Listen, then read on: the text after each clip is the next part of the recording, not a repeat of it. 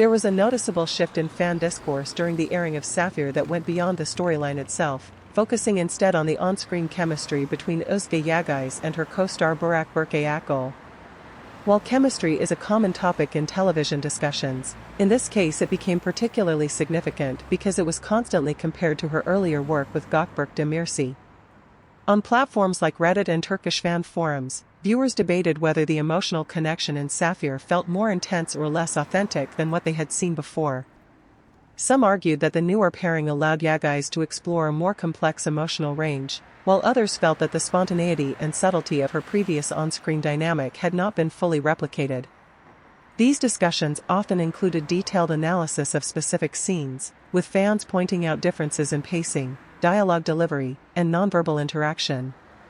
At the same time, a separate line of discussion emerged questioning whether these comparisons were fair, given that the narrative context of Sapphire was significantly different, involving darker themes and more extreme emotional situations.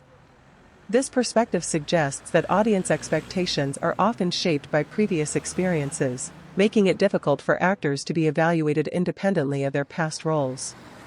Interestingly, some viewers also noted that the intensity of these comparisons seemed to decrease over time, as audiences became more accustomed to seeing Yagay in different contexts, indicating that repeated exposure can gradually shift perception.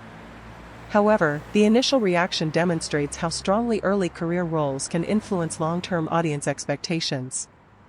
This ongoing conversation reveals how chemistry is not just a product of performance, but also of audience memory, raising the question of whether actors can ever fully redefine their on-screen identity once a particular dynamic becomes deeply embedded in public perception.